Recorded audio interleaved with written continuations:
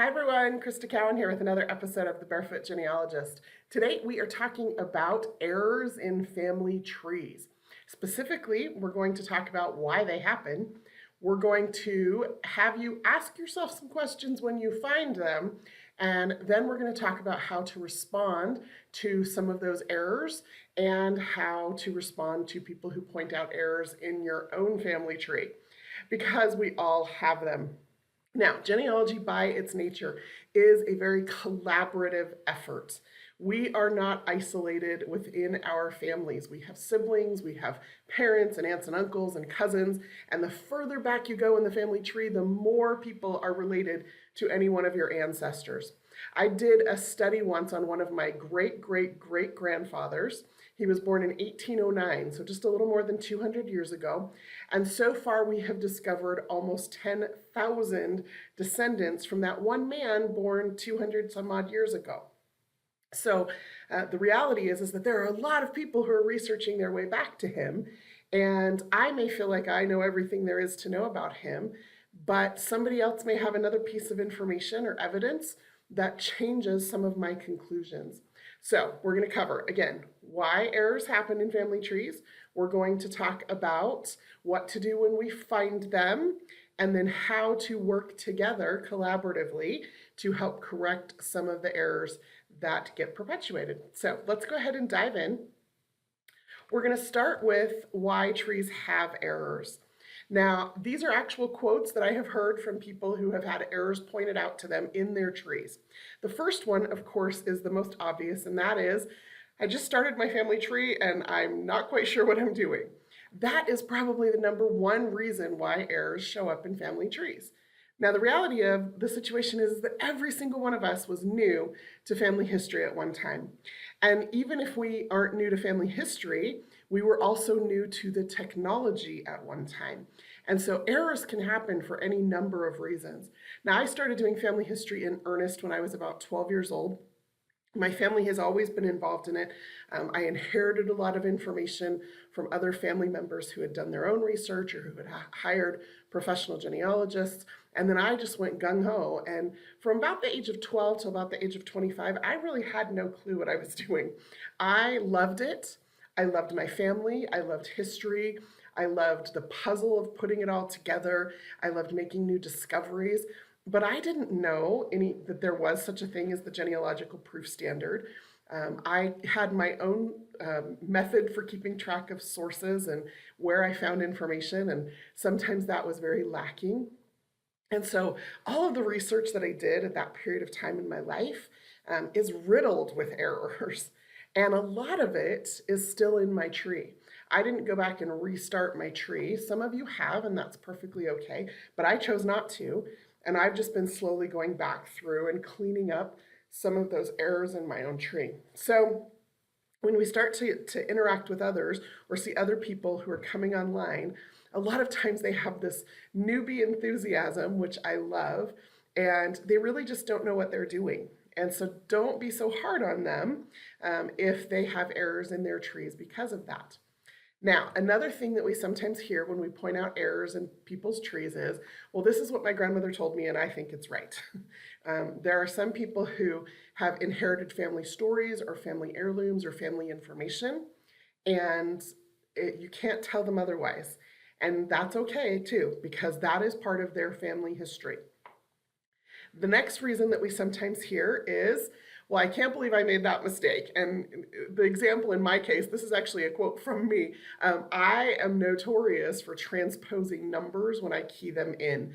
So when I do some data entry in my family tree, sometimes I will put in a date like 1784 instead of 1874. And then someone will come along and they'll say, you don't know what you're doing. This child wasn't born, 100 years before, 80 years before his mother. It was an honest mistake, right? So sometimes the things that we find in trees are just honest mistakes, data entry errors, errors in copying information from one source to another.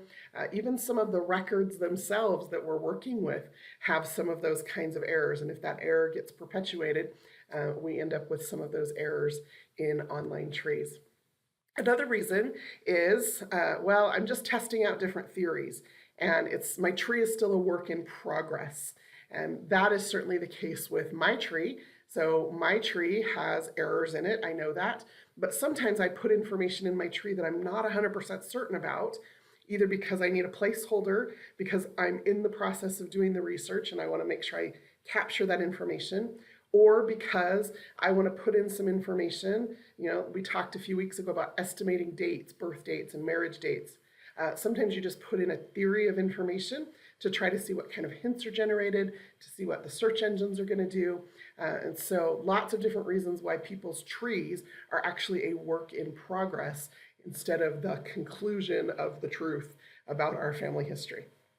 So this is certainly not an exhaustive list of why trees have errors, but the point that I want to make in pointing these things out to you is don't just assume the worst about people when you find errors in their family trees. Also, don't assume that just because family trees are now online, that is the introduction of errors to the world of family history. I have family history books that were published in the 1920s, back in the late 1880s.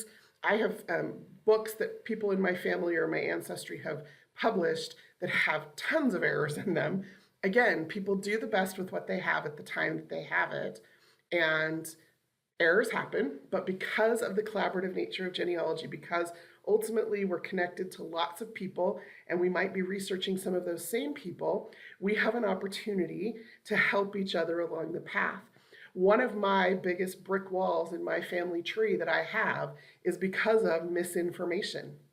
And that misinformation actually came from the individual himself. My, great-great-grandfather served in the Civil War. And following the Civil War, we have a military record for him, and then we can find him in records following the Civil War. We've got census records, we've got pension files, we've got an obituary and a tombstone and a death certificate, we've got family stories, we've got all this information that we've collected about him from the Civil War on. We cannot find him prior to the Civil War. And one of the reasons we cannot find him prior to the Civil War is because just about every record we have for him tells a different story. Now we know they're all him because he's in the right place with the right people, and we've eliminated the fact that there is nobody else with that name and age-ish in that vicinity. With daughters named this and a spouse named this. And yet in every record, his age varies wildly. He may have been born as early as 1832 or as late as 1841, depending on which record you believe. He may have been born in Iowa, which is where he enlisted in the Civil War, or he may have been born in Ohio or in Ireland, depending on which record you believe. And so sometimes what we perceive as an error or a brick wall is just because the records themselves aren't all consistent. And so just because I have chosen to put a particular date and birthplace in my tree about this individual, again, doesn't mean it's the truth. It means that I've gotten as close to the truth as I can figure based on the evidence that I have. Somebody else may come along with a family Bible, or right now we're working with DNA matches, and there is some evidence starting to emerge based on DNA matches that this brick wall individual of mine may have been born in Ireland, because we're connected through a woman who might be his mother and did not immigrate from Ireland to the United States until she was past childbearing years. So lots of reasons why trees have errors, lots of reasons why we need to work together to help figure out the truth. And ultimately, I think everybody wants to have the truth in their family tree. I think everybody wants to honor their ancestors by correctly and accurately reflecting their lives. And I think everybody wants to be climbing their own family tree and not someone else's. And so we work together to help make that happen. So when you find an error in someone else's tree, I want you to maybe just pause for a minute and think about 3 specific questions, and how you respond to these questions might determine what your course of action is. So the first question is, what kind of an error is it? Now, if it's just like in my example, a transposed date, I would love it if somebody would just send me a quick message and point that out to me. Krista, it looks like you may have flipped some dates in this, this particular person's birth. You might want to take another look at that. Is it an error of location, right? It looks like you've got People in your tree that were born in New Jersey, and then she had a child in California, and then she had children back in New Jersey. That's a really cool story. Would you like to, could you tell me about that? Now you notice I didn't say, you have this wrong. People get defensive when we start telling them they're wrong. And sometimes they're not. Sometimes they know something about that person or people in their tree that you might not know. So if we always approach it with that situation or with that idea in mind, the exchange might go a little bit better. Another kind of error that we sometimes see, though, is a little bit more important to us. So for example, if somebody has your grandfather in their tree, that is a really close relationship, and you're going to have some really strong emotions about that. And if that grandfather in your tree is married to a woman you know he was never married to, that is kind of a big deal to you, I would think. Okay, and that's kind of the next question. At least the type of error it is leads into the next question, which is how important is this error to you? Now, if somebody has John O'Brien, my brick wall ancestor, in their tree and his birthplace is Ireland, when I've decided he was born in Ohio, not that important, because I know that there's some discrepancies out there. However, if somebody has my grandfather in their family tree married to a woman I'm fairly certain he was never married to, that's going to be more important to me. Now, again, I'm not going to approach that person assuming that they're wrong, because people lie. Things happen. Families are messy. DNA is unearthing all kinds of secrets. And so it's very possible that maybe grandpa did have another family that I just didn't even know about. So what I might do is approach this person something along the lines of, hey, I see you have this person in your tree, and that you have him married to this person having these children. I have that same person in my tree, and he's my grandfather, and I have him married to this person with these children. Could you help me figure out where you got your information? Because if there's another family out there, I would love to know about that. Lots of ways you can approach that aren't accusatory or telling somebody that they're wrong, which nobody likes, including yourself, if you're totally honest about that. So figure out how important the error is to you. And then, and this is also important, an important question to ask yourself is the tree owner active on Ancestry or not? Because if the tree owner is not active on Ancestry, chances are any attempt you make to contact them or to communicate with them is either not going to reach them, or if it does reach them, they might just might not care. Now, there are a lot of reasons people are no longer active on Ancestry. One being that they might have died. As morbid as that sounds, we're genealogists here, and we know the reality that life is finite and people die. So if somebody hasn't been active on Ancestry for a while, just consider the fact that they might not still be alive. Now, Ancestry is not going to change their tree. We're not in the business of changing other people's trees. I would hope that you would appreciate that. You don't want us changing your tree either. That means, though, that if somebody has passed on, their tree is going to sit there in that state forever.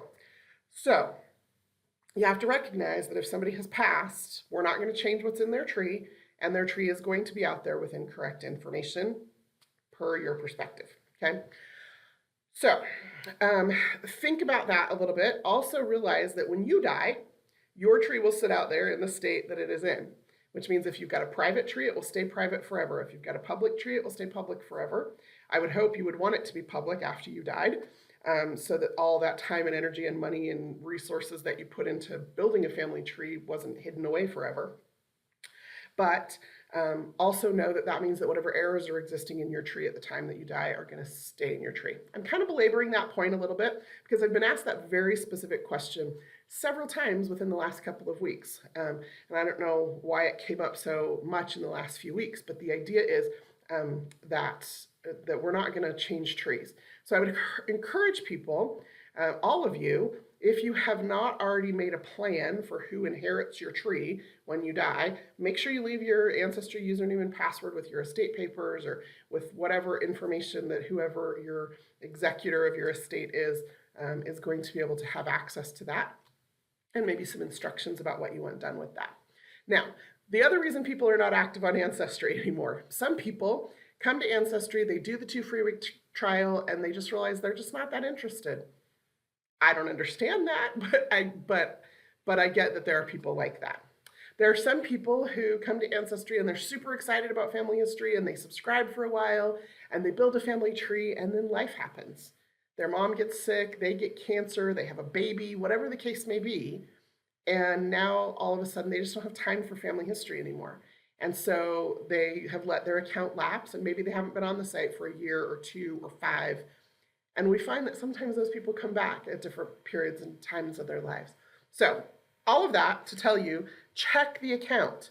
Go to, when you're in a tree on Ancestry and you're viewing something in a tree that's wrong. So this is one of my ancestors. This is my, let's see, where's my tree? Here's my tree. This is my 5th great grandparents, okay? And my 5th great grandparents are Jacob Shipman and Sarah Kuykendall. Now, Jacob Shipman was married to a woman named Sarah Gage before he married Sarah Kuykendall. And because they're both named Sarah and because they're both about the same age, a lot of people think Sarah Gage is the mother of all his children. However, there's been a ton of research done, and we now have DNA evidence that proves that Sarah Kuykendall is in fact the mother of all or most of his children, and that Sarah Gage actually died shortly after they were married. There's also a whole group of people out there who think that Sarah Kuykendall's maiden name is actually McMinn. And so we have all these trees out there that have Sarah Gage, Sarah Kuykendall, and Sarah McMinn all mixed up in various fashions as the wife of Jacob Shipman. And so every once in a while, because it's important to me, because I've got some DNA evidence that I've started to collect, because I put a ton of time and research into this, because I've been back to North Carolina and done some research and original records about this individual and this family and this community and some fan club research, I want to make sure, not to correct people, but I want to make sure that as many people as possible know that Sarah Kuykendall is in fact Jacob Shipman's wife and the mother of all or most of his children, because then they can learn more about their real ancestry, right? Sarah Kuykendall's father was named Abraham, and there's some great information about him and about her brothers and sisters. So when I go out and find trees that have the incorrect information in them, the first thing I do is I click on the name of the owner of the tree. That will take you to the person's profile page on Ancestry. Now, every one of you has a profile page on Ancestry, whether you know it or not. And if you want to check what yours looks like, click on your username up here in the top corner, go to your profile page and make any edits or changes. You might want to check and see what your username is or add a photo or whatever. Okay, now this individual whose tree I'm looking at, if you look over here, make this a little bigger for y'all. If you look over here, it says that they have been a member since 2002 and they last logged into Ancestry 4 days ago. That tells me that this person is actively or probably actively engaged in family history research, which means if I reach out to this individual, they are more likely to engage in a dialogue with me about how to make sure we've got the correct information out there in the world about Jacob Shipman and his wives. You can do that on any tree, anywhere you find a tree. You just click on the username, it'll take you to the profile page, and that will tell you, okay, this person has been a member since 2010. However, they last signed in more than a year ago. Now, that's the limit, right? We'll tell you if somebody signed in within the last few days or weeks or months, but if they've signed in a year or more ago, that could mean that they haven't signed in since May of 2010, or it could mean that they haven't signed in since May of 2016. I don't know. All I know is that it's been more than a year. This person is not active on Ancestry, and so the likelihood of them connecting with me or communicating with me about this information in their tree, it goes down. So those are the 3 questions that you need to ask yourself whenever you find an error in a tree. What kind of error is it? Is it an honest mistake? Is it a wrong piece of information? Did they misinterpret a record? Whatever, okay? How important is the error to you? Is it somebody close to you that has wrong information? Is it somebody you've been researching a lot and you feel really strongly about? And then check and see if the tree owner is active on Ancestry or not. Now, here is some information about how to respond to errors. Now, this person right here, because they last logged in over a year ago, I probably would not contact. But this person, I probably would. And so I have this giant orange contact button here. And what that does is Ancestry brokers communication between 2 individuals. We do that for privacy reasons. We're not going to share your email with anybody. We're not going to share their email with you. So you can send messages, and those messages are going to show up right up here next to your username with a little envelope icon. Now, here's the thing about the messaging system. You do have to be logged into Ancestry through a web browser in order to access messages. So if you're just using Ancestry through the free app on your mobile device or tablet or smartphone, whatever, you're not going to have access to your messages. However, on that same mobile device or tablet, you can sign into a web browser, go to Ancestry, and see your messages. The other thing you need to know is that based on your email settings, so if you come in here and you go to your email preferences, make sure that your account settings and everything are set up correctly, make sure that you've got your email accurate on your Ancestry account. If any of those things are wrong, if you've got your email preferences set up to not send you email, or if you've got the wrong email address, you're not going to know you have an Ancestry message unless you log into Ancestry. And even then, if you're not paying attention to the little envelope. I tell you that because those are all reasons why people might not be responding to some of your messages. They might not have their email preferences set up correctly. They might have the wrong email address attached. A lot of people sign up for Ancestry with a junk email address. Well, if they never check it, then they're not going to see that they have messages waiting for them in Ancestry. So Ancestry does send out notifications, but it just depends on how closely the people are paying attention. And again, life, right? Life happens. So sometimes people, even if they're logging on to Ancestry every day, aren't responding to messages every day. You'll notice I have 4 messages sitting here that I have not read yet. And the last one of those messages came in, well, I guess it's yesterday, but a couple of them came in day before or day before that. And I just haven't gotten around to responding to them, even though I've been on Ancestry every day. So sometimes it's a matter of priorities. Don't be offended, just roll with it, okay? So you have the opportunity to contact other members and send them messages. Here is my plea to you, which is be kind. Just be kind to each other. When I first made my tree public, and I did it with a little bit of trepidation because I knew there were errors in my tree and I didn't want to perpetuate them and I didn't want to be called out on them. I did it, however, because I really wanted to collaborate with people. When I first made my tree public, the very first message I got within just a couple weeks was from a woman who had found an error in my tree. And in the scheme of things, it was a pretty insignificant error. I had, again, transposed a date, and so I had the wrong marriage date, but it was for her grandparents. So she felt really strongly about it, but the message that she sent me was awful. It was so rude and so condescending, and at one point she said I was what was wrong with genealogy because I was putting information in my family tree that was wrong. And I mean, I get that it was an emotional situation for her, but she was not kind. And my initial reaction was to respond with an equal amount of unkindness, or maybe even escalate it a little bit. But I slept on it. And when I went back the next day and read her message again and looked at my tree, looked at her tree, she was right, of course. She had the information about her grandparents' marriage. And so I corrected it. And then I just responded and said, thank you so much. I think I sent her like this overly sugarly sweet thank you for helping correct the error in my tree. And I never heard from her again, which is unfortunate because we are connected through our family trees. But I learned something from that, which is the first thing is just be kind. People respond a lot better when we're kind instead of accusatory or defensive or angry or whatever the case may be. The other thing I learned about that is I was really excited because now what I discovered is that people will correct the errors in my tree and I don't have to go back and do it all. And since that time, and that's been about 5 years ago now, since that time I continue to receive 2 or 3 messages a week from people who are saying, oh, I found this in your tree and your information's wrong, or it's incomplete, or you have this child but not this child, or whatever the case may be. And I love getting those messages because it means stuff in my tree is getting corrected by people who care enough to do the research about that particular line that I just haven't had the time to get back to. So enough about that. Be kind. The other thing, and this kind of goes along with the being kind, is that if you don't care enough to help correct the error, don't point it out. And here's what I mean by that. The number one reason people have errors in their tree is because they're new. And usually that means they have no clue what they're doing, either with genealogy or with the technology or both. And what I see sometimes is I see people say, you have this man married to his mother and you've done it wrong. Well, okay, then the person responds and says, well, I'm new and I don't know what I'm doing.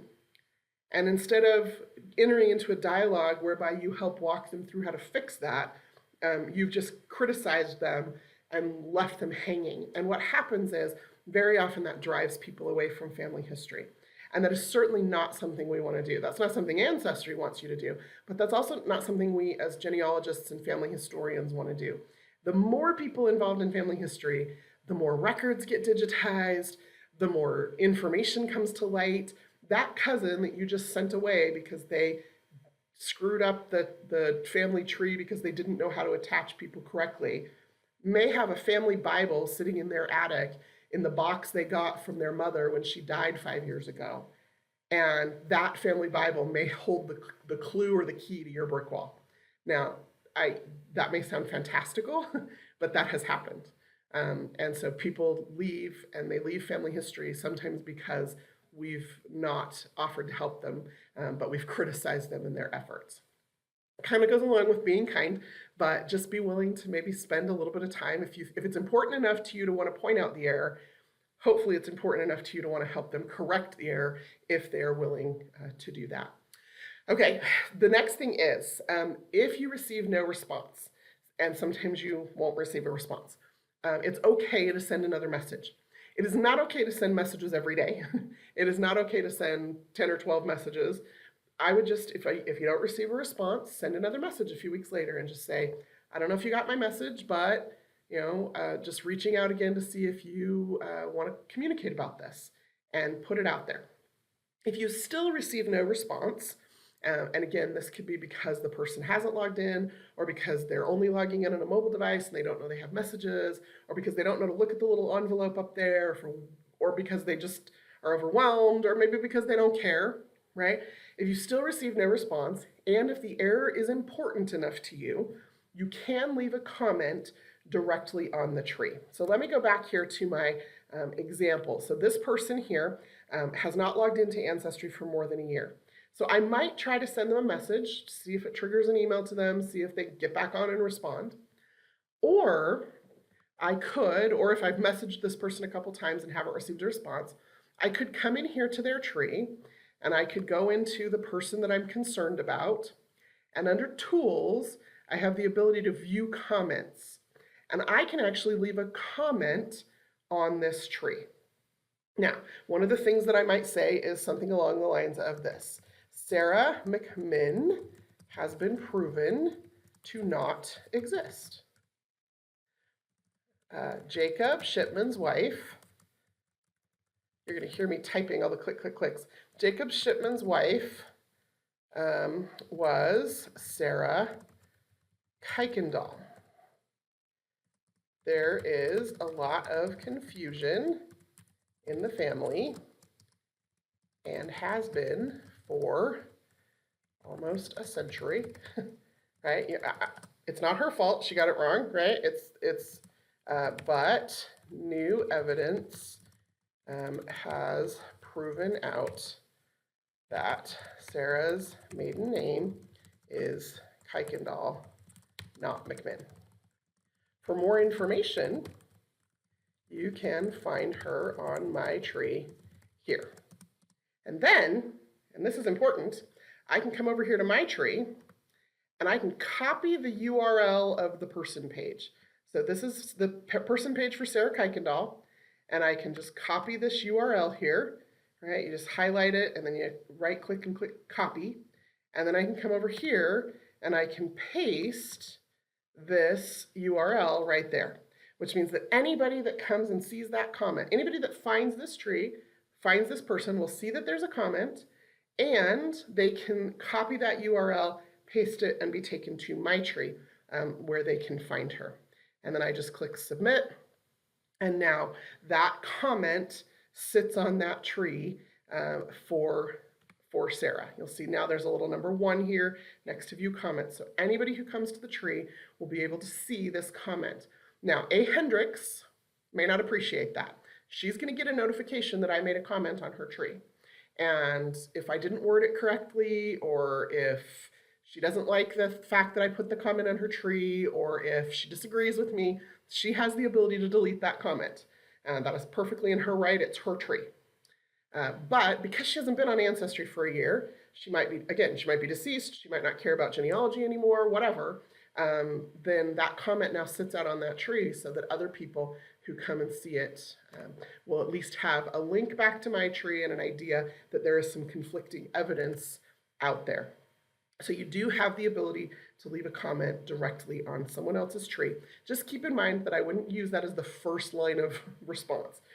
Message them first, just to see if you can get responses that way.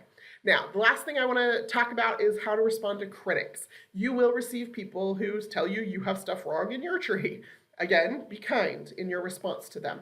Don't get discouraged, especially if you're new to family history. We want you here, and we know you're going to make mistakes. Like I said, from ages 12 to 25, I made a ton of mistakes in my family tree. Now here we are, almost 20 years later, I'm still cleaning up those mistakes. And if somebody finds a mistake in my tree, I want them to point it out, because I want to make sure that I have the most accurate information about my ancestors. I also want to make sure I'm climbing my own family tree and not someone else's. And sometimes those errors cause us to misidentify a person and end up climbing someone else's family tree. And what's the fun of that? Also, if you receive a message from somebody, respond. At least let them know you got the message. Whether you agree with them or not, thank them for taking the time to do that. And then maybe start a dialogue with them if you have the time or interest in doing so. If you aren't sure how to make a change, if somebody tells you you've got the wrong husband attached to the wrong wife, or you've got the wrong mother for the children, or maybe you've just put a date in wrong, or you've attached the wrong census record, whatever it is that somebody tells you, if you're not sure how to make the change or how to fix it, just ask. Most of the people who care enough to reach out and tell you you have something wrong have enough skill to be able to help you figure out how to fix it. Don't just get defensive or whatever. Just say, thank you so much. I would love to fix that. I'm not quite sure how. Can you help me figure that out? And if the Ancestry messaging system, if you don't want to continue to communicate that way, you're perfectly welcome to. It's a private, secure environment. But if you want to take that offline, give the person your email address. Tell them where to find you on Facebook. If it's a close cousin, maybe even give them your phone number, and you guys can really work together to help do some research on that branch of your family tree. And if you don't agree with a suggestion, again, don't get defensive. I have found, even when I am pretty sure I'm right, that one of the best ways to respond is to just say, well, you have this information in your tree, and I have this information in my tree, and they don't agree. Let's work together and figure it out. Here's why I think this. Why do you think that? And what happens is you end up working your way into the genealogical proof standard. That new connection ends up being part of your reasonably exhaustive search. And together, you can start correlating evidence and dealing with some of the conflicting evidence and come maybe to a conclusion that is a little bit more unified. Well, that is all I have prepared for you today. So my final message is, of course, let's all go check our Ancestry messages. I bet there's lots of people out there who are willing to work with us and wanting to work with us and connect with us to help grow our family trees in really meaningful ways, again, to make sure that we're climbing our own family trees and not someone else's. Until next time, this is Crista Cowan. Have fun climbing your family tree.